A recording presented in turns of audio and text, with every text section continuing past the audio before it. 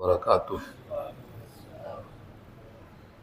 الحمد للہ وحدہ والصلاة والسلام علی من لا نبی بعدہ اما بعد فاعوذ باللہ من الشیطان الرجیم بسم اللہ الرحمن الرحیم. طاسین تلک آیات القرآن وکتاب مبین ہدی وبشریٰ للمؤمنین الی آخر الآیہ. صدق اللہ العلی العظیم وصدق رسولہ النبی الکریم ونحن علی ذلک من الشاہدین والشاکرین. اللہم الہمنا رشدنا واعذنا من شرور انفسنا. اللہم وفقنا لما تحب وترضى من القول والفعل والنیہ. رب اشرح لی صدری ویسر لی امری واحلل عقدۃ من لسانی یفقہوا قولی. آمین یا رب العالمین. محترم حضرات، معزز سامعین، ملی بھائیوں، بزرگوں اور دوستوں، میری ماؤں اور بہنوں، پیارے بچوں، سورہ نمل، سورہ شعراء کے بعد سورہ نمل کا آغاز ہو رہا ہے. پارے کا یہ 16واں رکوع ہے اور سورت کا پہلا رکوع ہے. اس رکوع میں 14 آیتیں ہیں اور آج کی گفتگو کا عنوان یہی 14 آیتیں ہیں. اس سورت کے بارے میں جو لفظ ہے نمل، جس کے معنی چمٹی کہتے ہیں، چمٹی کے نام سے اللہ نے سورت کا نام رکھا ہے. یہ بہت بڑا اعزاز ہے. چھوٹی سی مخلوق جس کو ہم چیونٹی کہتے ہیں اور جس کو ہمارے پاس کوئی حیثیت نہیں دی جاتی، اللہ نے اس کے نام سے ایک سورت منتخب کر دیا ہے، سورہ نمل. اتنا بڑا اعزاز اس چونٹی کو کیوں ملا؟ یہ انشاءاللہ اس سورت میں آپ کو ملے گا. دوسرا، چمٹی مذکر بھی ہوتی، مؤنث بھی ہوتی.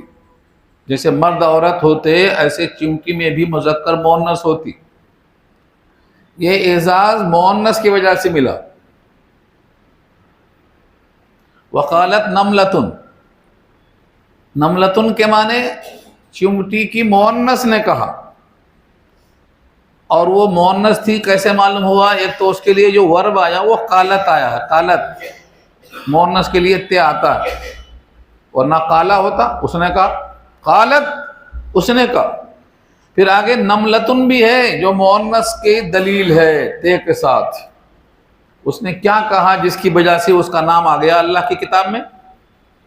اس نے کہا سلیمان کا لشکر آ رہا ہے، اس کو بے خبری میں پتہ نہیں کہ پیر کے تلے کیا آ رہا ہے. ان کی کیا غلطی ہے؟ وہ تو اپنا لشکر لے کے جا رہے ہیں.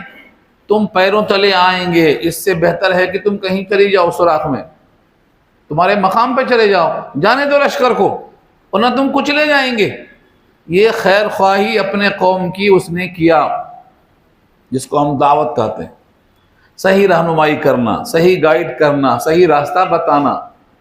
تو وہ عورت یعنی مؤنث، اللہ نے اس کے اس طرز عمل کو اتنا پسند کر لیا کہ اس کے نام سے پورا ایک سورہ رکھ دیا، سورہ نمل. آپ بھی اگر چاہتے ہیں کہ اللہ کے پاس آپ کا مقام ہو تو آپ جو بھٹکے ہوئے انسان ہیں ان کو راستے پر لانے کی کوشش کرو. یہ خلاصہ ہے پوری سورت کا. اب ہم لفظوں کے ساتھ چلیں گے لیکن عنوان یاد رکھیے. اگر آپ اللہ کے پاس کچھ مقام چاہتے ہیں تو صرف اپنے عمل پر قناعت مت کیجئے، دوسروں کی فکر کیجئے. دوسروں سے مراد ہر مومن. پہلا تو اپنا گھر، اپنی بیوی بچے، اپنے پڑوسی، پھر اپنا محلہ، اور آپ بڑھ کے دیکھیے ہر مومن کی فکر کرنا ہے آپ کو. اس کے بعد ساری مخلوق بھی تو اللہ ہی کی مخلوق ہے. کثرت سے لوگ جہنم میں جا رہے ہیں ایمان نہ ہونے کی وجہ سے، ان کی فکر کرنا ہے. اگر آپ نے یہ فکر کر لی، کیا کچھ نہیں، صرف نیت کر لی، اللہ سے اسباب کی بھیک مانگنا شروع کر دیا، آپ کی نیت پر ہی فیصلہ ہے. کیونکہ یہ بھی حضور پاک نے کہا ہے نیت المومن خیر من عملی، مومن کی نیت مومن کے عمل سے بہتر ہے، تو آپ بہتر کی نیت کر لیجئے۔ ہم تمام وسائل جو رکھتے ہیں وہ اللہ کا دیا ہوا ہے۔ ماں کے پیٹ سے تو مٹھی بند کر کے آئے تھے، کچھ بھی نہیں تھا ہاتھ میں۔ آج جو بھی ہے، ماں ہے، باپ ہے، جائیداد ہے، پیسہ ہے، بینک بیلنس ہے، چاہنے والے ہیں، یہ سب اللہ کا دیا ہوا ہے۔ ان سب کو ہم استعمال کریں گے ایک ایک فرد کو قرآن سے جوڑنے کے لیے، قرآن اور سنت سے جوڑنے کے لیے، اللہ سے جوڑنے کے لیے، جنت کے لائق بنانے کی کوشش کریں گے۔ یہ ہے سورت کا عنوان۔ پہلے رکوع میں 14 آیتیں ہیں، اس میں سے جو پہلی آیت ہے، اچھا یہ سورت پوری مکی ہے، مکی سورت ہے۔ مکی سورت میں کیا ہوگا؟ عقیدے کی بات ہوگی، وہی فکر کی بات ہوگی، عمل پیچھے آئے گا، فکر پہلے آئے گی۔ تو پوری سورہ نمل کیا ہے؟ یہ مکی ہے، یعنی ہجرت سے پہلے نازل ہوئی ہے۔ 99 آیتوں پر، 93 آیتوں پر مشتمل ہے یہ، اور 7 رکوع ہیں، یعنی رمضان سے پہلے ختم ہو جائے گی، کیونکہ رمضان صرف 90 دن باقی ہے۔ 14 اتوار آئے گا، 14 اتوار، یہ 7 اتوار میں ختم ہو جائے گی۔ اس کے بعد دوسری صورت آئے گی انشاءاللہ، تو رمضان سے پہلے یہ مکمل ہوگی انشاءاللہ۔ اس صورت کا جو پہلا لفظ ہے وہ ہے طاسین، یہاں پر لکھا ہے قف، ٹھہر جاؤ، اس کو بولتے ہیں وقف لازم کی طرح، یہ بھی رکنا ہے۔ لازم تو لکھا نہیں ہے، لیکن قف کے معنی ٹھہرو، یہ آرڈر ہے، یہ خود آرڈر بتاتا ہے یہاں ٹھہرنا ہے، کیونکہ آگے سے تعلق اس کا ختم ہے۔ اب اس کو آپ پڑھیں گے کیسے؟ طاسین، طاسین، اس کے آگے جب میم تھی تو تاسیم میم پڑھ رہے تھے آپ، لیکن آگے میم نہیں ہے، تو آپ تا اور سین دونوں کو الگ الگ پڑھیں گے۔ اس کو ملا کر پڑھنا جائز نہیں ہے، سنت کے خلاف ہے۔ تا الگ پڑھیں گے، سین الگ پڑھیں گے، کاٹ کاٹ کے پڑھیں گے، اسی لیے ان کا نام کیا ہے؟ مقطعات، کٹے کٹے ہوئے حروف، ان کو پڑھا جائے گا کاٹ کاٹ کے، ملا کے نہیں پڑھیں گے۔ اس کے معنی کیا ہے؟ تو اللہ و رسولہ عالم، اس کے صحیح معنی اللہ کو معلوم ہے، اس کے رسول کو معلوم ہے۔ اللہ نے رسول کو بتایا کہ نہیں بتایا یہ بھی ہمیں نہیں معلوم، لیکن رسول نے ہم کو نہیں بتایا، اور یہ کہا کہ یہ تحدی کے لیے، چیلنج۔ مکے والے بہت سے لوگ کہتے تھے کہ یہ قرآن آپ نے گڑھ کے بنا دیا ہے، تو جن حروف سے گڑھ کے ایک نے بنایا، تم سب مل کے اس کے معنی بتا دو۔ اگر سب مل کے معنی بتا نہیں سکتے تو اکیلا ایک بنا کیسے سکتا ہے؟ یہ ہے تحدی، اس کو چیلنج کہتے ہیں، اور یہ ختم نہیں ہوا، یہ قیامت تک رہے گا۔ آج جو دنیا کی کتابیں ہیں، کوئی کتاب ایسی نہیں ہے جو اللہ کی کتاب ہو اور چینج نہ ہو گئی ہو یا منسوخ نہ ہو گئی ہو، اور جو اللہ کی ہے ہی نہیں، مخلوق کی ہے۔ مخلوق کی کتاب کی ویلو کیا ہے اللہ کے مقابل میں؟ جو مخلوق کی ویلو ہے خالق کے مقابل میں، وہ ان کتابوں کی ویلو ہے اللہ کے مقابل میں۔ تو ایک کتاب بچی، قرآن۔ اس لیے ہم کو پوری توجہ سے قرآن کو پڑھنا ہے، قرآن کو پہنچانا ہے۔ اگر کوئی کتاب آسمانی آج ہے بھی تو یا تو وہ منسوخ ہو گئی ہے، یا تو وہ محرف ہو گئی ہے، چینج ہو گئی ہے، بدل گئی ہے، اور صحیح طرق سے، صحیح چین سے وہ اللہ کی کتاب اب نہیں رہ گئی، اس کا زمانہ ختم۔ اب نجات منحصر ہے قرآن کے ماننے میں۔ جو قرآن کو مانے گا خوشخبری، قرآن کو نہیں مانے گا اس کے لیے وعید ہے۔ یہاں سے مضمون شروع ہوتا ہے۔ تلکا، تلکا بمعنی ہاذا، ہاذہ۔ تلکا اصل میں دور کے لیے بولا جاتا ہے جب یہ مؤنث ہو، تلکا، لیکن چونکہ یہاں کتاب سامنے ہے اس لیے تلکا کو ہاذہ کے معنی میں لیا جائے گا، یہ۔ اور بعض کہتے ہیں یہ کتاب تو نقل ہے، اصل تو لوح محفوظ میں ہے، تو تلکا سے اشارہ ہے وہ کتاب جو لوح محفوظ میں ہے، جس کی یہ نقل ہے، یہ قرآن کی آیتیں ہیں۔ تو تلکا سے مراد وہ کتاب جو لوح محفوظ میں ہے، جس کی یہ کتاب ہمارے سامنے نقل ہے۔ تلکا وہ آیات، آیتن کی جمع، نشانی۔ قرآن کریم کی ہر آیت کو آیت کیوں کہتے ہیں؟ کیونکہ یہ نشانی ہے اللہ کے کلام ہونے کی۔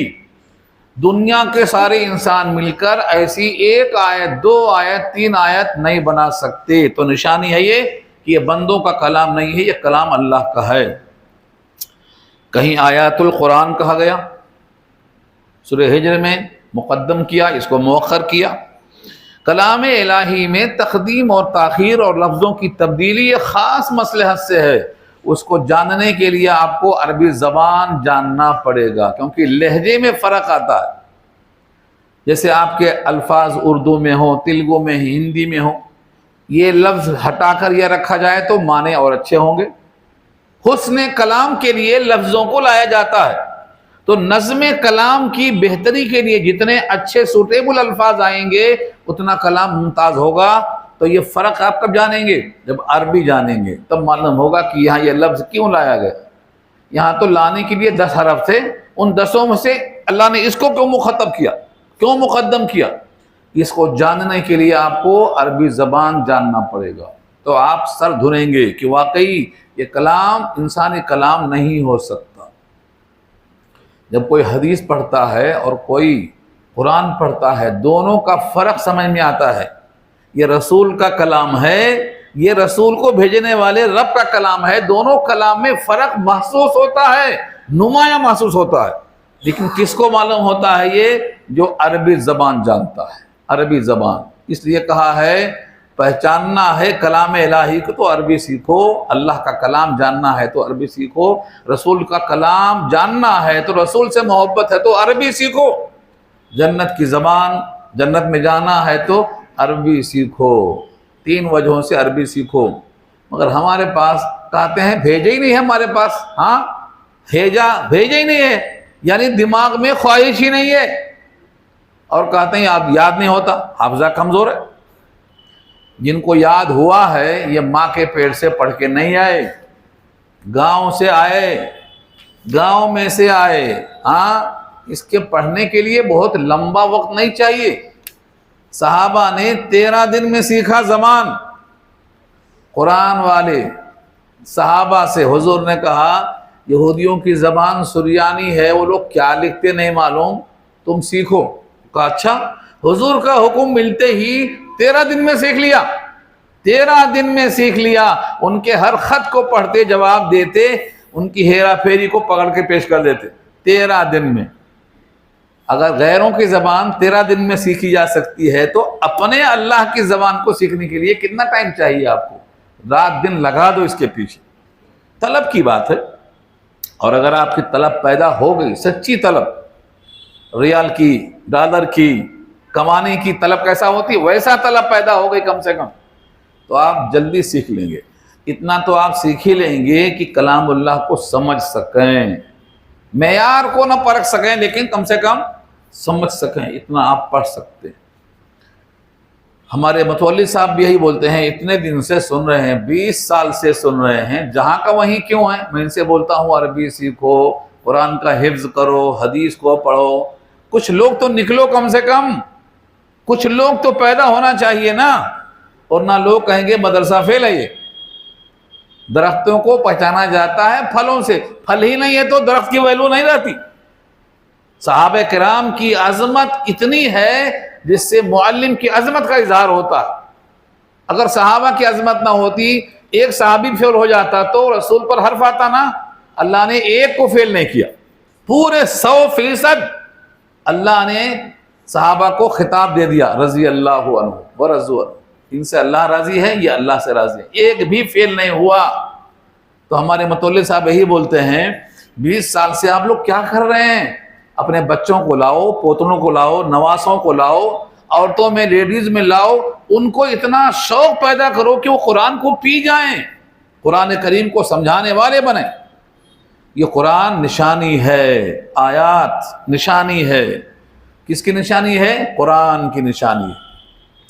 نشانی کہتے ہیں جو اللہ کے طرف آدمی کو رہنمائی کرے، جیسے آیت اللہ، اونٹنے کو کہا ناقۃ اللہ، بیت اللہ، رسول اللہ، کتاب اللہ، یہ سب کیا ہے؟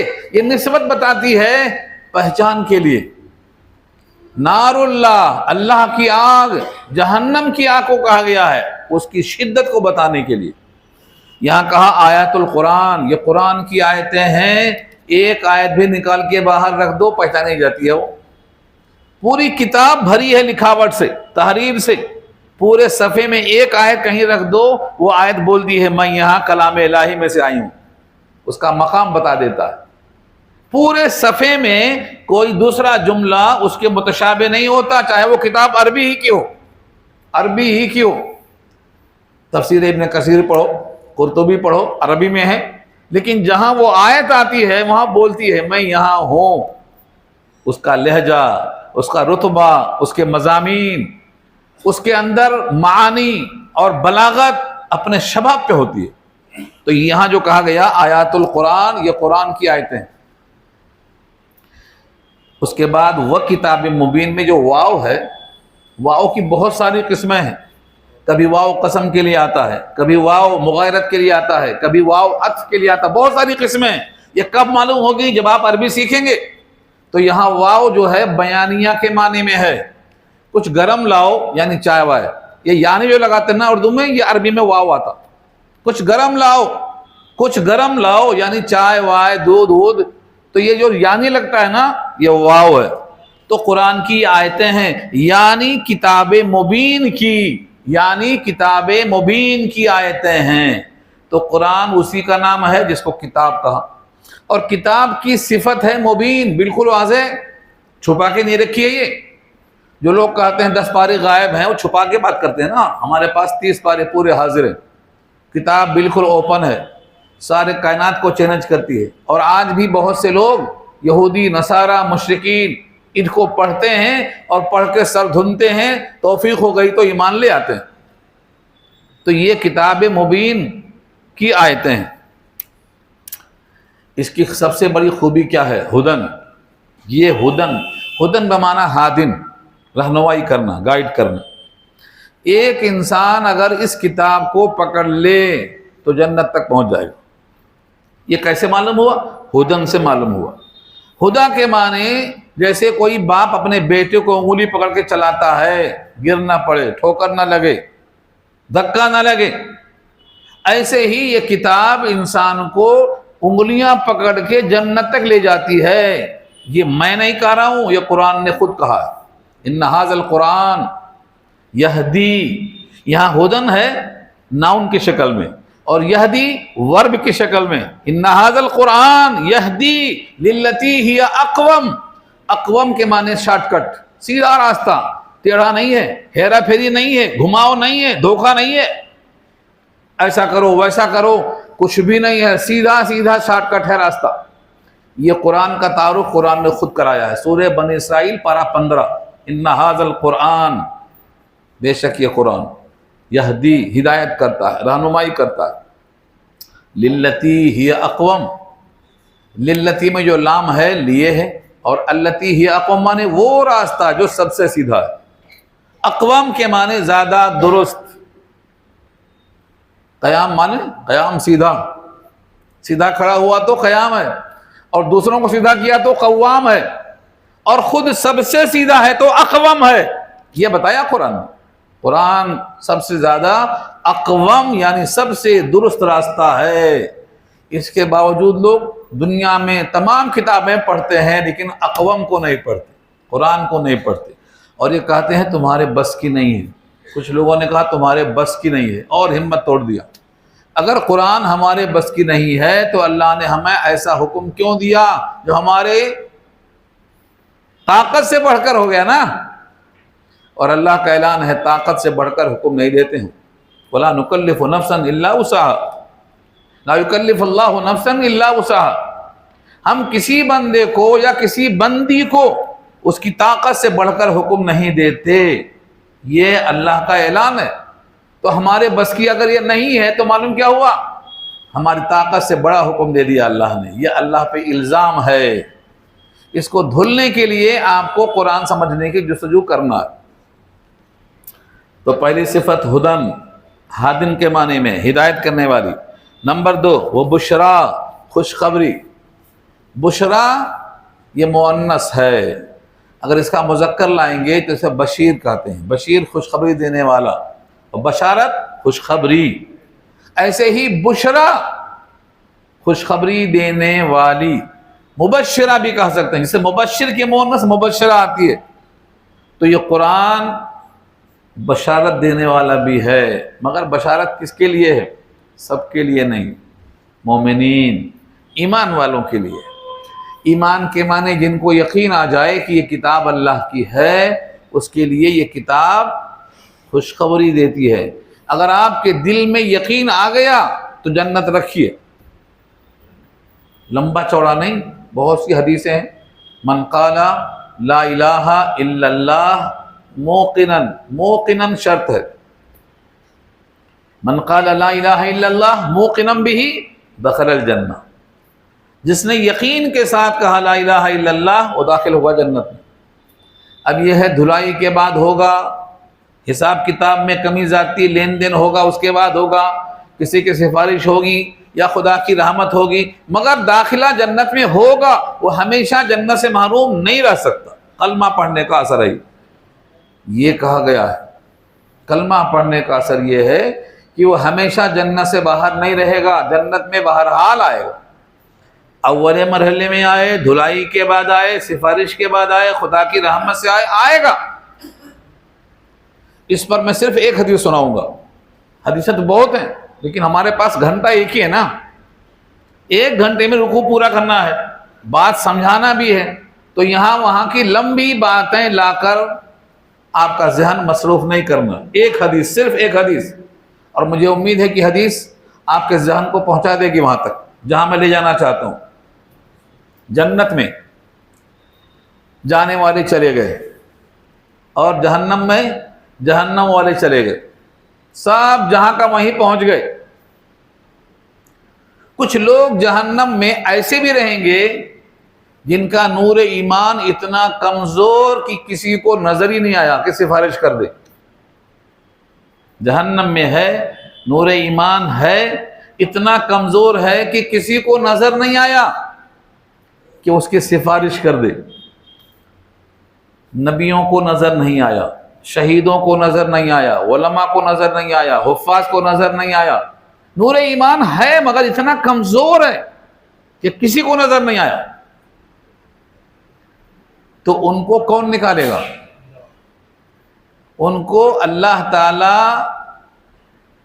تعالی لب بھر کے نکالیں گے. لب بھرنا معلوم؟ ایک ہاتھ سے دیے تو چلو اور دو ہاتھ سے دیے تو لب بھرنا بولتے اس کو. حضور پاک جب فرما رہے تھے کہ اللہ لب بھر کے نکالیں گے، جن کا نور ایمان اتنا کمزور ہوگا کسی کو دکھائی نہیں دے گا. ابو بکر صدیق فرماتے ہیں اللہ کے رسول ایک بار لب بھر کے نکالیں گے مت کہیے، آپ کہیے 2 بار لب بھر کے نکالیں گے، امت کا فائدہ ہو جائے گا اور آپ کی بات ٹالیں گے نہیں اللہ. حضور پاک یہ سن کر خاموش رہے. تب تک حضرت عمر بولتے ہیں اللہ کے نکالنے کے بعد کون بچے گا؟ اللہ کے نکالنے کے بعد کون بچے گا؟ لب بھر کے نکالیں گے تو کون بچے گا؟ اللہ کا لب بھرنا اتنا بڑا ہوگا کہ لبالب ہو جائے گا، سب نکل جائیں گے. یہ بات سن کر حضور مسکرائے. اب کہا عمر سچ کہتے ہیں. تصدیق کس کی کیا؟ حالانکہ دوست ابو بکر ہیں، خلت یہاں ہے، لیکن جو بات سچ ہے وہ تو سچ ہے نا. عمر سچ کہتے ہیں، اللہ کے نکالنے کے بعد کوئی نہیں بچے گا. یہ کون لوگ نکلیں گے؟ جن کا نور ایمان کمزور ہوگا، یعنی صرف ان کے پاس صرف کلمہ ہوگا اور وہ بھی اتنا کمزور ہوگا کہ کسی کو نظر نہیں آیا ہوگا. یہ حدیث بتاتی ہے کہ آپ یقین کے ساتھ کلمہ اگر پڑھتے ہیں تو محروم نہیں ہو سکتے. ساری کائنات آپ کو بھول جائے گی لیکن اللہ نہیں بھولے گا آپ کو. یہ پہلی حدیث ہے اس مضمون کی. اس لیے یہ قرآن بشارت کس کے لیے ہے؟ مومنین کے لیے. ایک حدیث اور سنا دیتا ہوں پھر آگے چلتا ہوں. اور یہ حدیث بھی بہت شاندار حدیث ہے، یاد رکھنے کے لیے آپ کے حافظے میں جگہ ملنا چاہیے اس کو، اور لا کر لوگوں تک پہنچانا بھی چاہیے. ویسے اس کو میں سنا چکا ہوں کئی بار، لیکن میں خود چاہتا ہوں تم بار بار سنو. اور بار بار لوگوں تک پہنچاؤ۔ حضرت ابو ہریرہ نے حضور کی صحبت ایسی حرص کے ساتھ کی ہے کہ کھانے کی پرواہ نہیں کرتے تھے، کھانا نہیں، سونا نہیں، کوئی کاروبار نہیں، کوئی کھیتی نہیں، بس کچھ مل گیا تو کھا لیا، نہیں تو پڑے رہتے تھے۔ ایسے صحابی نے دیکھا کہ حضور پاک نظر نہیں آنے، کہاں چلے گئے؟ معلوم ہوا اس باغ میں کسی کام سے گئے ہوئے ہیں، لیکن باغ میں جانے کا راستہ ہی نہیں، ہر طرف دیوار۔ بڑے غور سے دیکھا تو ایک راستہ تھا پانی نکلنے کا، جس کو نالی بولتے ہیں آپ، نالی موہری، اس زمانے میں کچی کچی رہتی تھی۔ ابو ہریرہ اس میں گھس گئے، لومڑی بن کے اس میں گھس کے جب گئے تو حضور پاک پوچھتے ہیں ابو ہریرہ کیا بات ہے، کچھ پریشان سا لگ رہے ہو؟ کہا آپ کو دیکھا نہیں تو بے چینی ہوئی، کہیں آپ کو تکلیف نہ ہو جائے، اسی واسطے میں ڈھونڈتے ایسا آیا ہوں۔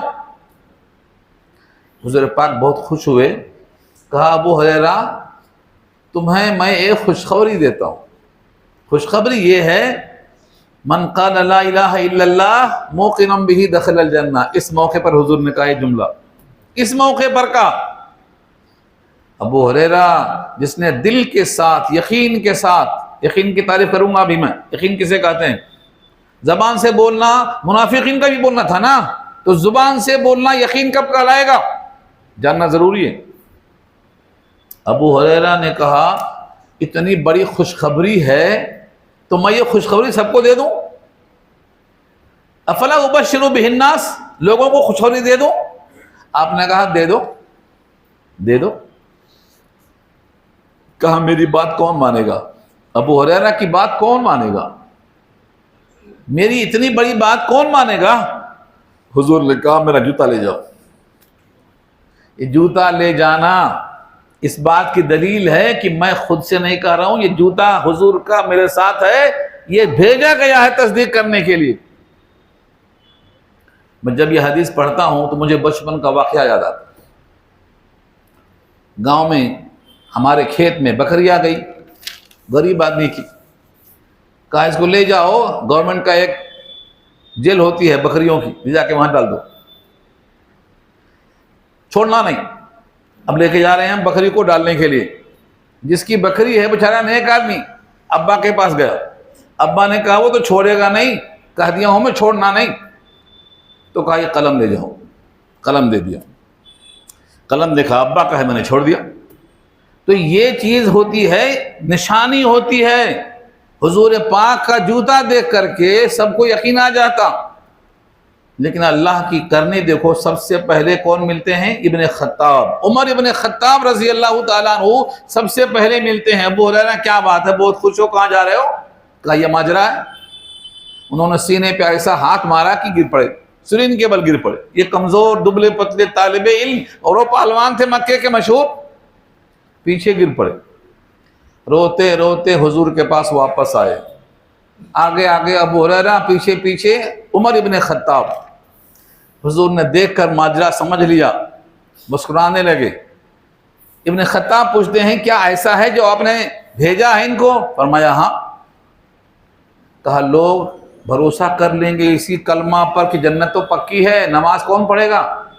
اذن یتکلوا، بھروسہ اسی پر کر لیں گے، نماز کون پڑھے گا، روزہ کون رکھے گا، زکوٰۃ کون دے گا، قرآن سننے کون آئے گا؟ یہ مغل پورا میں قرآن سننے کون آئے گا؟ کلمہ پڑھ کے گھر میں بیٹھ جائیں گے۔ حضور پاک نے کہا عمر سچ کہتے ہیں، یہ بھی عمر سچ کہتے ہیں، عمر سچ کہتے ہیں۔ عمر وہاں تک دیکھتے ہیں جہاں پر حضور بھی تصدیق کر رہے ہیں کہ عمر سچ کہتے ہیں۔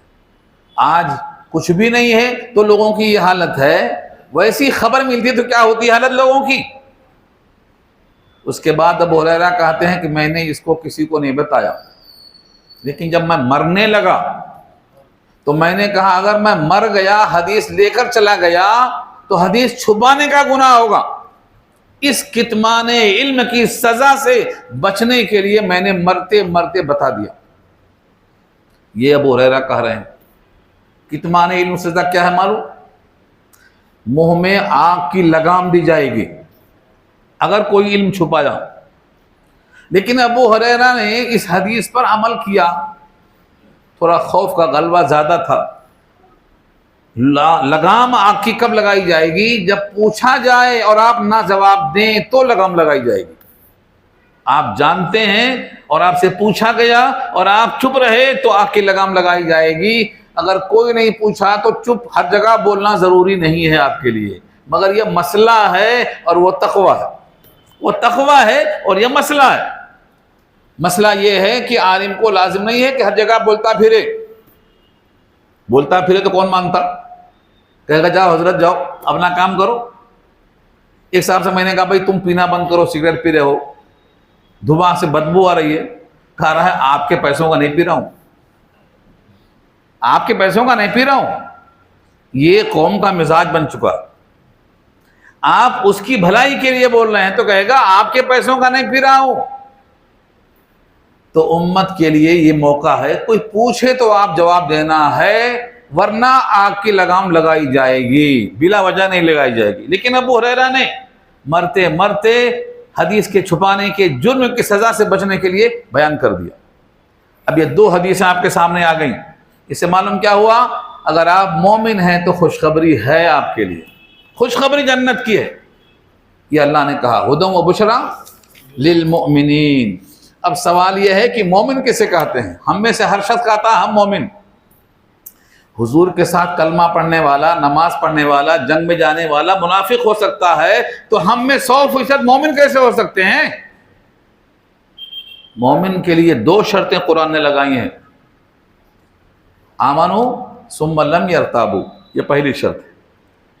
آمنو ثم لم یرتابو، ایمان لائے پھر شک نہیں کیا، یقین ایسا کہ شک نہیں رہنا، جنت ہے کہ نہیں، سوال جواب ہوگا کہ نہیں، عذاب قبر ہے کہ نہیں، پیسہ دیں گے ثواب ملے گا کہ نہیں۔ شک پیدا ہوا تو ایمان نہیں ہے، کیونکہ ایمان نام ہے یقین کا اور شک نام ہے عدم یقین کا۔ آگ اور پانی جمع نہیں ہو سکتے، رات اور دن اکٹھا نہیں ہو سکتے، ایسے ہی شک اور یقین دونوں اکٹھا نہیں ہو سکتے۔ تو آپ کی پہلی شرط یہ ہے آمنو ثم لم یرتابو، ایمان ایسا ہو کہ شک نہ ہو۔ نمبر 2،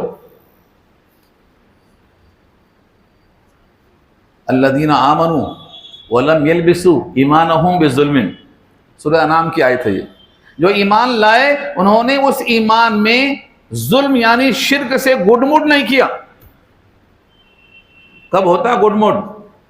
جب سجدہ یہاں بھی کرتا ہے وہاں بھی کرتا ہے، مخلوق کو بھی کرتا ہے خالق کو بھی کرتا ہے، یہ گڈ مڈ ہو گیا، ملاوٹ کر دیا اس نے۔ جو پیشانی خالق کے لیے تھی اس نے مخلوق کے واسطے بھی استعمال کر دیا، اس نے گڈ مڈ کر دیا۔ اللہ کی ذات اور صفات میں کسی بھی مخلوق کو اللہ کا ایکول نہیں مان سکتے آپ۔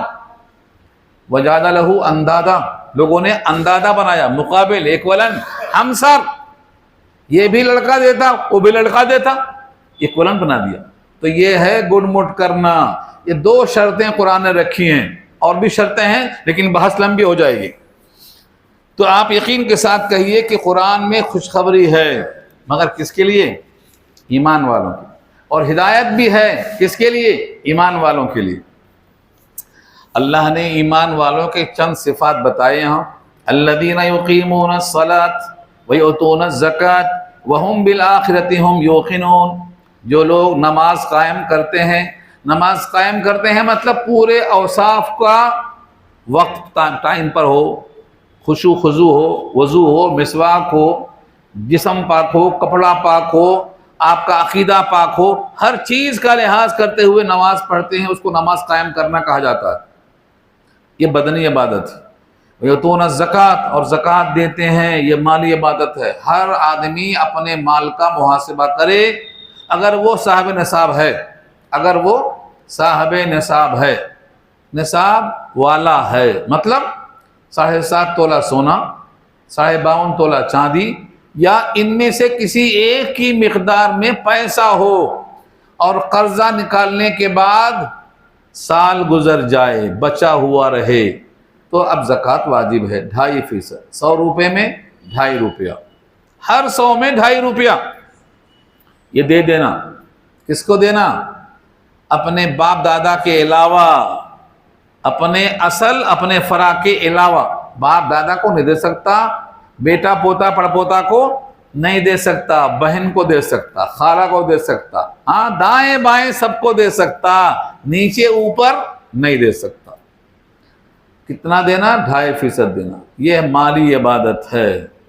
قرضہ نکالنے کے بعد صاحب نصاب ہو، سال گزر جائے تو اس کو زکوٰۃ دینا ہے۔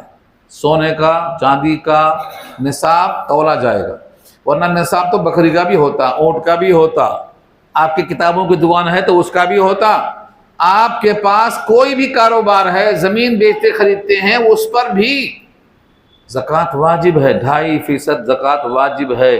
اگر برائے فروخت ہے، برائے کاروبار ہے، زمین پر بھی واجب ہے، پوری لاگت پہ واجب ہے۔ تو زکوٰۃ کے بارے میں لوگ بہت زیادہ آگے پیچھے ہوتے ہیں۔ زکوٰۃ نہ دینے والوں کے لیے قرآن نے جہنم کی وعید بتایا ہے۔ سورہ توبہ 10واں پارہ آیت نمبر 34 اور 35 دیکھو، آگ میں تپایا جائے گا، سونے کو چاندی کو تپایا جائے گا، جہنم میں تپایا جائے گا، اور اس سے اس کی پیشانی، اس کی کروٹ، اس کی پشت کو داغا جائے گا۔ یہ اللہ نے خود کہا ہے، سورہ توبہ 10واں پارہ آیت نمبر 34 اور 35 دیکھو۔ اگر کوئی زکوٰۃ دینے کا پابند نہیں ہے تو آیت نمبر 75، 76، 77 توبہ ہی کی دیکھو، وہاں ایک سخت واقعہ بیان کیا ہے کہ اس کے دل میں نفاق پیدا ہو جائے گا قیامت تک کے واسطے۔ مال کی محبت زیادہ، اللہ کی محبت کم۔ تو مال بہت زیادہ اچھی چیز نہیں ہے، تھوڑا نکالنے کی کوشش کرو۔ نمبر 3، وَهُمْ بِالْآخِرَةِ هُمْ يُوقِنُونَ، اور وہ لوگ آخرت پر یقین کرتے ہیں۔ اگر یقین آخرت پر نہ ہو تو راستہ چلنے میں پاؤں اٹھتے نہیں ہیں، یاد رکھو۔ زکوٰۃ دینے میں کاہلی، نماز میں کاہلی، حج اور عمرہ میں کاہلی، یقین ہے تو پاؤں جلدی اٹھتا ہے، پاؤں جلدی اٹھتا ہے۔ وَهُمْ بِالْآخِرَةِ هُمْ يُوقِنُونَ۔ یہاں تک صفات کسے ہیں؟ مومن کے ہیں، جس کے واسطے خوشخبری ہے۔ تو لازمی طور پر نماز ہے، لازمی طور پر زکوٰۃ ہے، اور فکر آخرت کی یقین کے ساتھ ہے، جس کو ہم بولتے ہیں فکر آخرت۔ فکر آخرت اصل چیز ہے، اصل۔ اکبر صاحب نے ایک شعر لکھا تھا، اکبر الہ آبادی نے، ہے دل روشن مثال دیوبند، ہے دل روشن مثال دیوبند،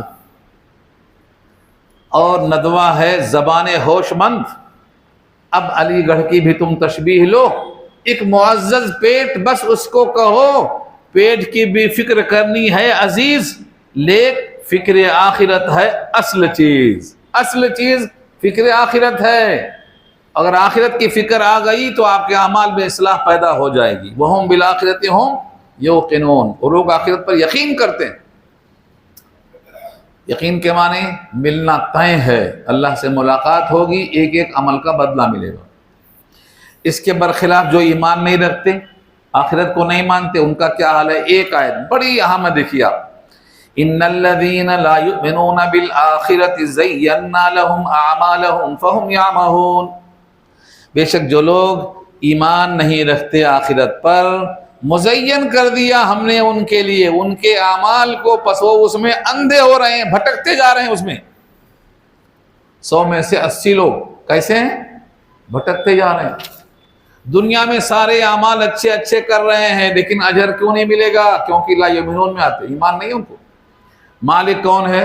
سجدہ یہاں وہاں کر لے رہے ہیں، اصل مالک کو سجدے نہیں، اصل مالک کو سجدہ نہیں ہے، اصل مالک کی کتاب نہیں ہے، اصل مالک کا قانون نہیں ہے، تو کیا ہے یہ؟ یعمہون، بھٹک رہے ہیں وہ۔ یہ بھٹکنا کب تک رہے گا؟ جب تک ان کو اصل کتاب نہ مل جائے اور کتاب پر یقین نہ آ جائے، تب تک وہ بھٹکتے رہیں گے۔ یہاں ایک لفظ ہے، پھر سے غور کرو، جو لوگ آخرت پر یقین نہیں رکھتے، ہم نے مزین کر دیا ہے ان کے لیے ان کے اعمال کو۔ بھئی ہم نے کیوں مزین کر دیا؟ سوال تو پیدا ہوتا نا۔ ان کے برے اعمال کو ان کی آنکھوں میں خوشنما بنا کے پیش کر دیا اللہ نے، تو ان کی غلطی کیا ہے؟ یہ سوال اکثر کرتے ہیں ان آیتوں پر۔ ایک اصول ہے اللہ کا، سب کے لیے، پہلے پارے میں بھی ہے، 30ویں پارے میں بھی ہے، اور کئی جگہ ہے۔ جب انسان کوئی غلطی کرتا ہے تو اس کے دل پہ سیاہ نقطہ پڑتا ہے، توبہ کیا دھل جاتا، توبہ نہیں کیا پھر غلطی کیا پھر نقطہ پڑتا ہے، نقطے پہ نقطہ پڑتا رہتا ہے، یہاں تک کہ اب اس کا پورا دل سیاہ ہو جاتا ہے، اس میں اب جانے کا راستہ بند ہو جاتا۔ اب وہ دنیا میں سارے اچھے کام کرتا ہے لیکن وہ اچھے کام کا صلہ اس کو نہیں ملے گا ایمان کے نہ ہونے کی وجہ سے۔ اس تفصیل کو اگر آپ دیکھنا ہے تو سورہ کہف کا آخری رکوع پڑھ لیجیے، سورہ کہف کا آخری رکوع۔ خلاصہ کیا ہے دے دیتا ہوں میں آپ کو، هل انبئکم بالاخسرین اعمالا، کیا میں بتا دوں کہ اعمال کے لحاظ سے خسارے میں کون ہے؟ یہ اللہ پوچھ رہے ہیں نبی سے، امت سے پوچھ رہے ہیں۔ الذین ضل سعیہم فی الحیاۃ الدنیا وہم یحسبون انہم یحسنون صنعا، جن کی کوششیں دنیا میں ضائع ہو گئیں اور وہ سمجھتے رہے کہ جو وہ کر رہے ہیں بہت اچھا کر رہے ہیں، جنت میں جانے والا کام کر رہے ہیں۔ یہ سورہ کہف کے آخری رکوع میں ہے، 105 106 آیتوں کو پڑھ لیجئے غور سے۔ آج ان کا یہی حال ہے کہ دنیا کے سارے اچھے کام کرتے ہیں اسی امید پر، لیکن وہ اندھے ہو رہے ہیں کیونکہ صحیح قانون نہیں معلوم۔ یہ ہے یا مہون کا ترجمہ۔ اولئک الذین لہم سوء العذاب، وہی لوگ ہیں جن کے لیے برا عذاب ہے۔ برا عذاب کیا ہے؟ بے عذاب تو عذاب ہے، بھلا اچھا عذاب ہوتا کیا؟ یہ سوء العذاب لگا کر کیا اشارہ کیا گیا؟ برا عذاب۔ دنیا میں کوئی عذاب عذاب آخرت کے برابر نہیں ہے، اسی لیے اس کو برا عذاب کہا گیا۔ دنیا کے عذاب کو بھی عذاب کہا گیا ہے، لیکن ولا عذاب الآخرتی اکبر، ولا عذاب الآخرتی اخزا، کہیں اکبر کہا کہیں اخزا کہا۔ دنیا کے عذاب کے مقابل میں آخرت کا عذاب اکبر بھی ہے، اخزا بھی ہے، دیر پا بھی ہے، زیادہ رسوا کن بھی ہے۔ اس کے بعد فرمایا وَهُمْ فِي الْآخِرَةِ هُمُ الْأَخْسَرُونَ، اور وہی لوگ ہیں جو آخرت میں زیادہ خسارے والے ہیں۔ اخسرون جمع ہے اخسر کی، اور اخسر خسارے سے اس میں تفضیل ہے، سب سے زیادہ خسارے والے۔ کیوں کہا؟ دنیا کا خسارہ جب ہو جاتا ہے تو کوئی نہ کوئی آگے بڑھ کے خسارے کی تلافی کر دیتا ہے، خسارہ بچ جاتا۔ لیکن آخرت کا خسارہ جب ہوگا تو تلافی کوئی نہیں کرے گا، اس لیے اس کو کیا کہا؟ اخسرون، سب سے زیادہ خسارے والے۔ اب یہاں سے تمہیدی بات ختم ہو رہی ہے، اب یہاں سے اللہ اپنے نبی سے خطاب کرتے ہیں وَإِنَّكَ، اور بے شک آپ، وَإِنَّكَ، اور بے شک آپ، لَتُلَقَّى الْقُرْآنَ، القا کیا جاتے ہیں آپ قرآن، لَتُلَقَّى، اس میں جو لام شروع میں ہے یہ تاکید کے لیے ہے، تو لام کو نکالیں تو کیا بچا؟ تلقا۔ تلقا یہ ورب ہے، اس کا مصدر ہے القا، ڈالنا، دل میں ڈالنا، یہ القا۔ قرآن کریم اللہ نے دل میں ڈالا نبی کے، اس کو القا کہا۔ 7 طریقے ہیں اللہ کی طرف سے وحی کے غیر نبی کی طرف، جس کو بخاری نے نقل کیا ہے سہیلی کے حوالے سے، اور 3 طریقے ہیں نبیوں کے پاس آنے کے لیے، جس کو اللہ نے 25واں پارہ سورہ شورى میں بیان کیا ہے۔ وَكَذَلِكَ أَوْحَيْنَا إِلَيْكَ رُوحًا مِّنْ أَمْرِنَا مَا كُنْتَ تَدْرِي مَا الْكِتَابُ وَلَا الْإِيمَانُ، یہاں بتایا ہے کہ کسی بندے کو مناسب نہیں کہ اللہ سے ہم کلام ہو مگر 3 طریقے سے، یا تو وحی آئے گی، یا تو فرشتہ آئے گا، یا دل میں القا ہوگا۔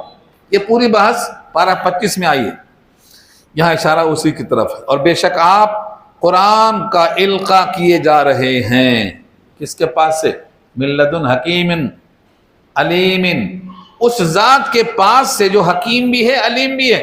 لدن کے معنی اندہ کے ہیں، اس ذات کے پاس سے جو علیم بھی ہے اور حکیم بھی ہے۔ علیم ہے اس لیے اس کا علم اس کتاب میں ملے گا، اور حکیم ہے اس کا کوئی حکم حکمت سے خالی نہیں ملے گا۔ تو قرآن اللہ نے القا کیا، نبی کے دل پہ اتارا، پیچھے گزر چکا ہے، اسی صورت میں آ چکا نا، اللہ قلبی کا، اللہ قلبی کا، اے نبی میں نے اس کتاب کو آپ کے دل پہ اتارا ہے۔ یہ دل پہ اتارنا القا ہے یہاں، دنیا میں کوئی جگہ نہیں ہے جو اتارے جانے کے لائق ہوتی۔ اللہ نے کہا پہاڑ سے کہا، پہاڑ نے کہا ہم تو پھٹ جائیں گے، ریزہ ریزہ ہو جائیں گے۔ پہاڑ نے قبول نہیں کیا، آسمان نے قبول نہیں کیا، زمین نے قبول نہیں کیا، صرف قلب مصطفیٰ کو بنایا اللہ نے ایسا کہ وہاں ہم نے القاء کیا اور آپ نے اس کو سنبھالا۔ اس لیے ہم نے 23 سال میں تھوڑا تھوڑا دیا تاکہ عادت ہو جائے۔ تمام کتابوں کی طرح ایک بارگی نہیں دیا ہم نے، تورات کی طرح، انجیل کی طرح، زبور کی طرح ایک بارگی نازل نہیں کیا۔ 23 سال دھیرے دھیرے دل پہ نازل کیا تاکہ دل اس مضبوطی کے ساتھ تھامنے کا عادی ہو جائے۔ یہ سورہ فرقان میں کہا اللہ نے۔ اس کے بعد اب اللہ نے ایک واقعہ بیان کیا ہے موسیٰ کے ذریعے سے۔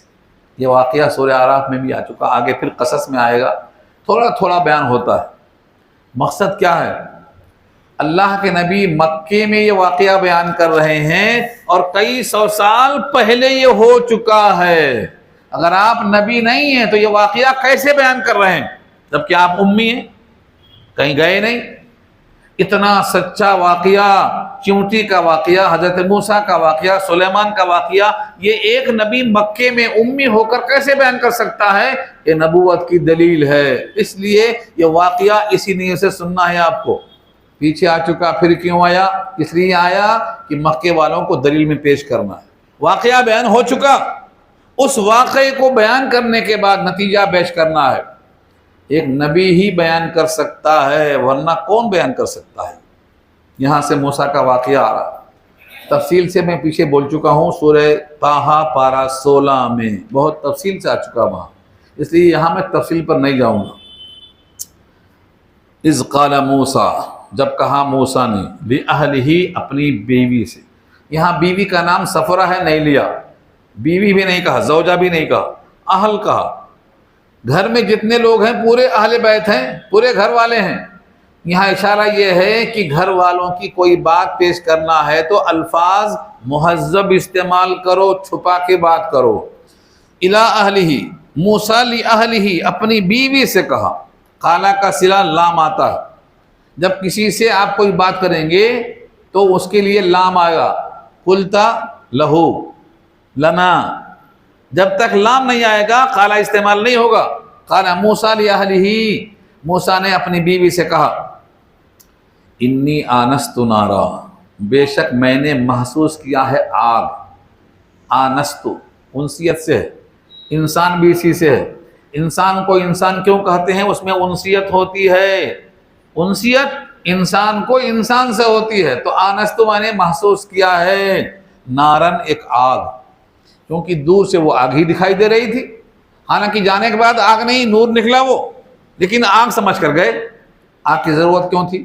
سردی کا موسم، نومبر دسمبر، سردی کیوں چاہیے؟ گھر میں جو عورت ہے وہ سردی سے کپ کپا رہی ہے، آگ کو سیکا جاتا ہے، آگ کو تاپا جاتا ہے، اس کو میوہ کہتے ہیں۔ سردی کا میوہ کیا ہے؟ آگ۔ النارو آکلہ، النارو فاقہۃ الشتاء، سردی کا میوہ آگ ہے۔ آپ کو کیا معلوم؟ جس کے پیٹ میں کانگڑی رکھتے ہیں اسے پوچھو جا کے، کانگڑی دیکھا آپ نے؟ 10 کلو کا گدا نیچے، 10 کلو کے لحاف اوپر، بیچ میں کانگڑی، اس میں آگ، کیوں؟ سردی ایسی ہے۔ تو میوہ ہے یہ آگ، اس کو لینے کے واسطے گئے تھے۔ سفر آپ کے ساتھ تھی، قوم شعیب سے لوٹ رہے تھے کئی سالوں کے بعد، تقریباً 10 سال کے بعد، تب تک حالات بدل چکے تھے۔ اللہ نے حضرت موسیٰ سے جو کلام کیا وہ آگے آ رہا ہے۔ فرمایا سآتیکم منہا بخبر، ان قریب میں تمہارے پاس کوئی خبر لاؤں گا اس میں سے۔ یہ خبر کا مطلب راستہ بھول گئے تھے، راستہ کدھر جانا ہے، اس کا نام ہے خبر۔ وہاں کوئی نہ کوئی دکھائی دے گا، ان سے پوچھ لوں گا راستہ کدھر ہے، تو خبر کا مطلب یہ ہے راستے کی خبر۔ او آتیکم بشہاب، یا تمہارے پاس اس میں سے کوئی شعلہ لے آؤں گا۔ شہاب کے معنی شعلہ، لکڑی جلا کر لے آتے ہیں لوگ، ایک کونا پکڑ لیتے ہیں، ایک کونا جلتا رہتا ہے، یہ آگ کا شعلہ ہے۔ لکڑی ہو سکتی ہے اور بھی کوئی شکل ہو سکتی ہے آگ لانے کی، تو اس کو بھی شہاب کہتے ہیں۔ اور شہاب کے لیے قبس کیا ہے؟ آگ کا ٹکڑا۔ بشہاب قبس، اس میں عربی گرامر کے لحاظ سے اضافت ہے، اضافت۔ آگ کا شعلہ یعنی ایک ڈلا، شعلہ یعنی کسی لکڑی کا ایک ٹکڑا جس کو قبض کہتے ہیں، لعلکم تستلون شاید کہ تم سینک لو، تستلون سینکنا، اردو میں سینکنا، عربی میں استدفاء کہتے ہیں اس کو، یعنی اس سے تاپنا تاکہ گرمی پیدا ہو جائے۔ فلما جاءها پس جب آئے اس کے پاس، یعنی اس آگ کے پاس، آگ تھی دور سے آگ نظر آتی تھی، اس کے پاس جب آئے نودیا ندا دی گئی، آواز لگائی گئی، ان بورک من فی النار، یہ کہ برکت دے دی گئی اس میں جو آگ میں ہے۔ اللہ نے بھی اس کو آگ کہا، حالانکہ آگ نہیں ہے، آگ جیسی ہے۔ دیکھنے والے نے آگ سمجھا تو دیکھنے والے کے حساب سے اس کو اللہ نے بھی آگ کہا، لیکن وہ آگ نہیں تھی، نور تھا، وہ روشنی تھی، حجاب تھا۔ اللہ کے حجاب کتنے ہیں اس پر یہاں بحث ہے بہت لمبے۔ اللہ کے پاس حجاب ہے، فرشتوں کا حجاب رہتا، بادلوں کا حجاب رہتا، آگ کا حجاب رہتا، اللہ کی کبریائی اور جلال کا حجاب رہتا، یہ سب حجابات ہیں۔ اللہ تعالیٰ نے اپنے آپ کو 70 حجابات میں چھپا رکھا ہے۔ حضرت موسیٰ نے کہا تھا دکھا دیجئے، کہا تم مجھے نہیں دیکھ سکتے ہو۔ یہ بحث بھی ہم پیچھے کر چکے ہیں، سورہ طٰہٰ میں آ چکی ہے۔ اس کائنات میں دیکھا نہیں جا سکتا، جنہوں نے دیکھا ہے ساتوں آسمان سے اوپر بلانے کے بعد دکھایا گیا ہے۔ اس کائنات میں ان آنکھوں سے دیکھا نہیں جا سکتا۔ بی بی عائشہ کہتی وہ نور انا یبصر، سراپا نور ہے، کہاں دیکھا جا سکتا ہے؟ وہ تو وہاں بھی دیکھنے کا انکار کرتی ہیں، لیکن قیامت میں ہر بندہ، ہر مومن بندہ اللہ کو دیکھے گا تو دیکھا جا سکتا ہے، اور انشاءاللہ ہم سب دیکھیں گے اللہ کو، یہ وعدہ ہے۔ وجوہ یومئذ ناظرہ الی ربہا ناظرہ، سورہ قیامہ کی آیت ہے یہ۔ دیکھنے والے کا چہرہ تر و تازہ ہوگا۔ جب کوئی انسان کسی اچھی چیز کو دیکھتا ہے نا تو اس کا چہرہ کھل جاتا، تر و تازہ ہو جاتا، اور کبھی کبھی تو نبی کی دعا لگ جاتی ہے، نبی نے اس کو دعا دی ہے۔ آپ لینا چاہتے ہیں؟ کیا دعا دی ہے معلوم؟ اللہ اس کے چہرے کو تر و تازہ رکھے، جس نے میری بات کو سنا، اس کو محفوظ کر لیا اور لوگوں تک پہنچایا۔ اسی لیے محدثین کے چہرے ہمیشہ روشن ہوتے ہیں، کتنا بھی عمر گزر جائے مگر چہرے پہ رونق باقی رہتی ہے۔ یہ حضور کی دعا ہے۔ آپ بھی چاہتے ہیں تو کم سے کم چھوٹی چھوٹی 40 حدیثیں یاد کر لو، انہیں کو پہنچاؤ اپنے گھر والوں کو کم سے کم، تو آپ بھی شامل ہو جائیں گے، حضور کی اس دعا میں شامل ہو جاؤ۔ تو کیا کہا؟ برکت دے دی گئی ہے اس میں جو آگ میں ہیں۔ وہاں فرشتے بھی موجود تھے، حضرت موسیٰ بھی موجود تھے، موسیٰ کو بھی برکت دی گئی۔ یہ ایسا ہی ہے جیسے کوئی کسی سے ملاقات ہوتی ہے تو دعا کرتا ہے، السلام علیکم بولتا ہے۔ حضور پاک بھی اللہ کے پاس گئے تو کیا کہا تھا؟ التحیات للہ والصلوات کہا تھا، نہیں کہا تھا؟ ایسا ہی یہاں، چونکہ حضرت موسیٰ کو خبر نہیں تھی کہ یہاں بلایا گیا ہوں کون ہے، اس لیے اللہ نے پیش کر دیا، برکت دے دی گئی آپ کی طرف۔ یہ تحیہ ہے اللہ کی طرف سے۔ من فی النار جو آگ میں ہے، ومن حولہا اور جو اس کے اطراف میں ہے۔ یہاں ایک بڑی بحث ہے مگر بہت لمبی بحث۔ من فی النار، آگ تو مخلوق ہے، اور جو اس میں ہے وہ خدا ہے، وہ خالق ہے۔ مخلوق میں خدا کیسے آ سکتا ہے؟ حلول کا مسئلہ ہے تو حلول تو جائز نہیں ہے۔ پھر اللہ خالق ہے اور نار مخلوق ہے، ایک مخلوق میں کیسے وہ آ گیا جو خالق ہے؟ کہتے ہیں یہ اظہار ہے، جس کو ہم ظہور کہتے ہیں، ظہور، حلول نہیں، حلول نہیں، ظہور۔ چائے کی پیالی میں شکر ڈال کے گھول دیا، یہ حلول ہے، چائے گھل گئی، کیا ہے یہ؟ حلول۔ اور آئینے میں آپ دیکھ رہے ہیں، یہ کیا ہے؟ ظہور۔ آپ آئینے میں ظاہر ہو رہے ہیں، اندر ہے نہیں، تو یہ ظہور ہے۔ مخلوق کے ذریعے سے ظہور ہو سکتا ہے، حلول نہیں ہو سکتا ہے۔ یہ خلاصہ بول رہا ہوں، کئی گھنٹے کا، کئی گھنٹے کی بحث کا خلاصہ ہے یہ۔ آئینے میں ہم اپنے آپ کو دیکھتے ہیں، یہ ظہور ہے۔ لیکن چائے کی پیالی میں شکر گھول دیتے ہیں نا، یہ حلول ہے۔ مخلوق میں اللہ حلول نہیں کر سکتا ہے، جتنے کنکر اتنے شنکر، یہ ان کا عقیدہ ہے، ہمارا نہیں ہے یہ، اس لیے حلول نہیں ہو سکتا ہے، ہاں ظہور ہو سکتا ہے۔ تو اللہ نے آگ کے ذریعے سے برکت کی دعا حضرت موسیٰ کو دے دی۔ وسبحان اللہ، اور اللہ پاک ہے۔ یہ کیوں کہا گیا؟ پاک اس لیے ہے کہ وہ مخلوق کے صفات سے خالی ہے، مخلوق محتاج ہے، مخلوق کو جسم چاہیے، مخلوق کو سمت چاہیے۔ آپ یہاں بیٹھے ہیں تو گھر میں نہیں ہیں، اور گھر میں رہیں گے تو یہاں نہیں رہیں گے۔ اللہ اس سے پاک ہے، وہ عرش پہ ہے تو فرش پہ بھی ہے، ایسا نہیں ہے کہ عرش پہ ہے تو نیچے نہیں ہے۔ یہ عقیدہ باطل ہے ان لوگوں کا جو خدا کو محدود سمجھتے ہیں، اوپر ہے تو نیچے نہیں ہے، دائیں ہے تو بائیں نہیں ہے، عقیدہ باطل اور بے دلیل، کوئی دلیل نہیں کسی کے پاس۔ اس کے بعد کیا فرمایا؟ سبحان اللہ، اور اللہ کی ذات پاک ہے، رب العالمین، وہ رب ہے سارے جہان کا، سارے جہان کو پیدا کر کے پال کے درجے کمال تک پہنچانے والا۔ یا موسیٰ، اے موسیٰ، انہو، بے شک اس کی شان ہے یہ، انا اللہ، میں ہوں اللہ، العزیز غالب، الحکیم حکمت والا۔ یہاں اللہ نے انا اللہ کہا، سورہ طٰہٰ میں رب کا فرمایا، سورہ طٰہٰ میں تبدیل، مگر مضمون ایک ہی ہے، میں آپ کا رب ہوں، میں آپ کا رب ہوں، میں ہی ہوں اللہ۔ اننی انا اللہ، وہاں کیا کہا؟ اننی انا اللہ، یہاں کیا کہا؟ انہو انا اللہ۔ شان یہ ہے کہ وہ اللہ ہے غالب حکمتوں والا۔ تعارف ہو گیا۔ اب اللہ تعالیٰ نے اپنے کام کے لیے موسیٰ کو منتخب کیا تو خبر دینا، منتخب کیا اس کی دلیل دینا۔ کیا کہا؟ وَأَلْقِ عَصَاكَ، وہاں تو بحث بھی ہے، ہاتھ میں کیا ہے، لاٹھی ہے، کیا کام ہے، وہ لمبا تعارف ہے، یہاں اس کا اعادہ نہیں کیا گیا۔ اپنی لاٹھی کو ڈالو، القی ڈالو، القا یہ بھی ہے، دیکھو وہاں قرآن دل میں القا ہوتا تھا، یہاں ہاتھ کی لاٹھی کو زمین پہ ڈالنا بھی القا ہے، ڈال دینے کا نام القا ہے۔ القا ڈالو، اپنی لاٹھی کو ڈالو، لاٹھی ڈال دیا۔ فلما رآہا، جب دیکھا موسیٰ علیہ السلام نے اس لاٹھی کو دیکھا، تہتزو، ہلنے لگی، تہتزو، اہتزا کے معنی لہلہانا۔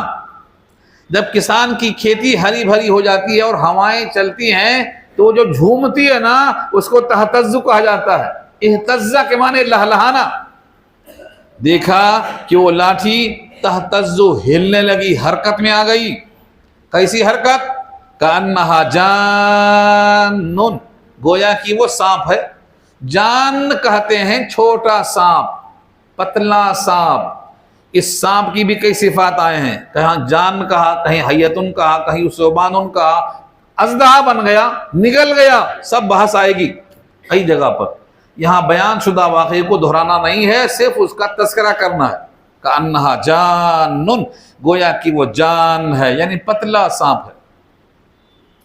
انسان کی فطرت ہے، دل ہے نا، لاٹھی سانپ بن گئی تو خوف پیدا ہوا، سانپ سے تو خوف پیدا ہوتا ہے۔ واللہ، پلٹے، واللہ مانے پیٹھ دکھا کر پلٹ گئے، مدبرن، مدبرن کے معنی پیٹھ، جہاں تھا اس کو پلٹا دیا، چہرے کی طرف پیٹھ ہو گئی، پیٹھ کی طرف چہرہ ہو گیا، واللہ مدبرن، پلٹ گئے پورا کا پورا۔ ولم یعاقب، اور آگے نہیں بڑھے، آگے نہیں بڑھے، جدھر سانپ تھا ادھر پھر متوجہ نہیں ہوئے۔ ولم یعاقب، یا موسیٰ لا تخف، اللہ نے آواز لگائی، اے موسیٰ مت ڈرو، لا تخف، ڈرو مت ڈرو، انی لا یخاف لدی المرسلون، بے شک خوف نہیں ہوتا میرے پاس رسولوں کو، رسولوں کو میرے پاس خوف نہیں ہوتا، آپ کو بھی خوف کی ضرورت نہیں ہے۔ یہاں تک تو صاف مضمون تھا، لیکن اگلا مضمون بہت زیادہ سمجھداری کی ضرورت ہے۔ الا من ظلم کہا، مگر جس نے ظلم کیا ہو۔ اگر یہ الا من ظلم پیچھے سے جوڑا جائے گا تو معنی ہوگا مگر رسولوں میں سے جس نے ظلم کیا ہو، اور یہ ہو نہیں سکتا کہ ظلم کیا ہو رسولوں میں سے، اس لیے یہاں پر جو الا ہے یہ استثناء منقطع ہے، متصل نہیں ہے، یعنی یہاں نیا قانون پیش ہو رہا ہے۔ من ظلم، جس نے بھی ظلم کیا ہو، یعنی شرک کیا ہو یا کوئی گناہ کیا ہو، ثم بدل حسنا، پھر اس ظلم کو بدل دیا ہو اچھائی کے ساتھ، بعد سوئن، برائی کے بعد۔ یہاں اشارہ ہے موسیٰ نے مکہ مارا، ایک قبطی مر گیا، پھر آئے گا وہ ذکر، پارہ 20 میں آ رہا ہے، تفصیل وہاں کروں گا۔ مکہ کیسا مارا، کیسے مرا، یہ وہاں رہی ہے، سورہ قصص میں بحث آ رہی ہے۔ دل میں خیال آئے تو مر گیا، مر گیا تو قتل ہو گیا، اور قتل منع ہے لہذا یہ ظلم ہوا۔ یہ دل میں خیال آیا موسیٰ کے، حالانکہ اللہ نے اس کو معاف کر دیا، معافی مانگی، معاف کر دیا۔ یہ دونوں ذکر سورہ قصص میں آ رہا ہے۔ جب معاف ہو گیا تو کیا خطرہ ہے؟ فقہا لکھتے ہیں گناہ سے توبہ کرنے کے بعد بھی مومن کا دل لگا رہتا، پتہ نہیں پورا معاف ہوا کہ نہیں، کچھ اثر باقی تو نہیں، کچھ اس کا دھبا تو نہیں، صابن لگائے صاف تو ہوا، کچھ اثر باقی ہے کیا؟ یہ خوف ہے، یہ ہے یہاں بعد سوئن۔ مگر جس نے ظلم کیا پھر بدل ڈالا اچھائی کے ساتھ برائی کے بعد، فإنی غفور الرحیم، تو بے شک میں غفور الرحیم ہوں، بخش دوں گا، رحمت والا ہوں۔ ایک تو ہو گیا لاٹھی کا ریہرسل، اب دوسرا ہے ہاتھ جو ہمیشہ ساتھ رہتا ہے۔ ہاتھ اللہ نے 9 معجزہ دیا ہے موسیٰ کو، 2 آج بتاؤں گا، ایک تو لاٹھی، دوسرے ید بیضاء، ہاتھ کا چمکنا، ید بیضاء، آنچ خوبہ ہما دارند تو تنہا داری، حسن یوسف دم عیسیٰ ید بیضاء داری۔ تو ید بیضاء کیا ہے؟ ہاتھوں کا چمکنا۔ حسن یوسف کیا ہے؟ حسین ہونا۔ دم عیسیٰ کیا ہے؟ پھونک مار کے مردے کو زندہ کرنا، حضرت عیسیٰ کا معجزہ۔ یہ سب حضور کو دیا گیا، اکٹھا دے دیا گیا۔ یہاں بتایا وَأَدْخِلْ يَدَكَ فِي جَيْبِكَ، اور داخل کرو اپنے ہاتھ کو اپنے جیب میں۔ جیب جو اردو میں جیب بولتے ہیں نا، وہ جیب ہے، یہاں وہی لفظ ہے۔ اپنے جیب سے مراد یہاں گریبان ہے۔ بائیں ہاتھ کے بغل میں داہنا ہاتھ ڈال کے نکالو، یہ مطلب ہے۔ ڈالو اپنے ہاتھ کو اپنے جیب میں، تخرج بیضاء، نکلے گا چمکتا ہوا، سورج کی طرح چمکتا نکلے گا۔ من غیر سوء، کسی عیب کے بغیر۔ برس کی بیماری ہو جاتی نا، ہاتھ سفید ہو جاتا، من غیر سوء کا مطلب کوئی عیب نہیں، کوئی بیماری نہیں، بس چمکتا ہوا ہاتھ، یا اللہ کی طرف سے آپ کو معجزہ ہے، اس کو ختم کرنا ہے، پھر ہاتھ ڈالو، پھر وہیں کا وہیں حالت لوٹ گئی۔ لاٹھی ڈالتے ہی سانپ پکڑ لو، پھر لاٹھی، ہاتھ بھی چمکدار روشن، ڈالتے ہی پھر وہی سر اڑ گئے۔ تو 2 معجزے بڑے خاص ہیں۔ فی 9 آیات، 9 نشانیوں میں سے 9 کیا ہیں جن کا ذکر سورہ اعراف میں آ چکا ہے۔ فَأَرْسَلْنَا عَلَيْهِمُ الطُّوفَانَ وَالْجَرَادَ وَالْقُمَّلَ وَالضَّفَادِعَ وَالدَّمَ، آیات مفصلات، یہ آیت میں پورا بحث آ چکی ہے، مگر 2 کا وہاں ذکر نہیں ہے۔ لاٹھی مارنے سے سمندر میں جو راستہ بن گیا تھا نا، اس کو فلق البحر کہتے ہیں، وہ وہاں نہیں ہے، وہ بھی ایک معجزہ دیا اللہ نے، سمندر کاٹ دیا، پانی دیوار بن گیا، زمین خشک دکھائی دینے لگی۔ تو یہ 9 نشانیوں کے ساتھ الی فرعون، فرعون کی طرف جاؤ، وقومہ، اس کی قوم کی طرف جاؤ، انہم کانوا قوما فاسقین، بے شک وہ لوگ ایسی قوم ہیں جو فاسق ہیں، یعنی نافرمان ہیں، اللہ کی نافرمانی کرنے والے ہیں۔ یہ سب لے کر حضرت موسیٰ فرعون کے پاس پہنچتے ہیں، اکیلے نہیں، ہارون کے ساتھ، جس کا ذکر سورہ طٰہٰ میں آ چکا ہے۔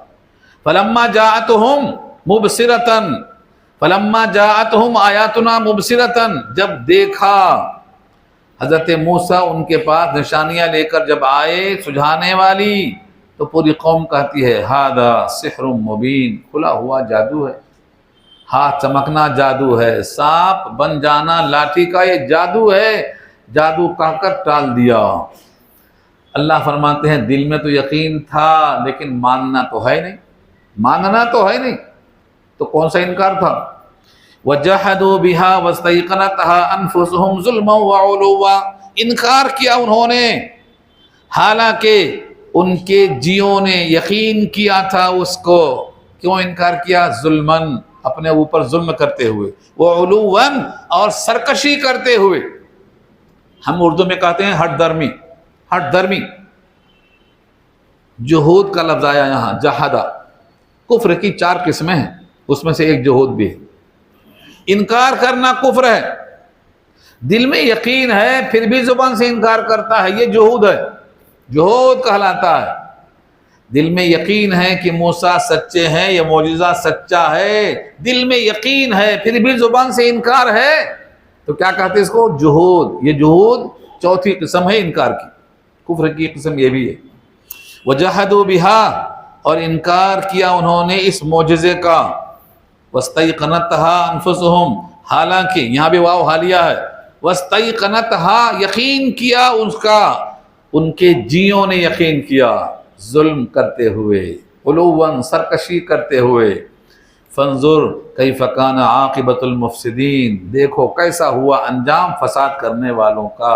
قصہ یہاں بیان نہیں ہوا، قصہ سورہ قصص میں آئے گا، اس کا نام ہی قصص ہے، قصص کے معنی قصہ، تو تفصیل سے اللہ نے بیان کیا ہے سورہ قصص میں موسیٰ کا قصہ، اور یوسف میں یوسف کا قصہ تفصیل سے آیا ہے۔ بات ختم ہو گئی، وقت بھی ختم ہو گیا، الحمدللہ۔